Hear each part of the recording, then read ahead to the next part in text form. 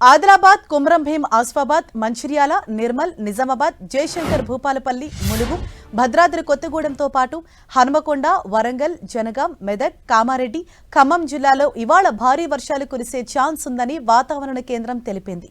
ఈ 14 జిల్లాలకు yellow alert జారీ చేసింది.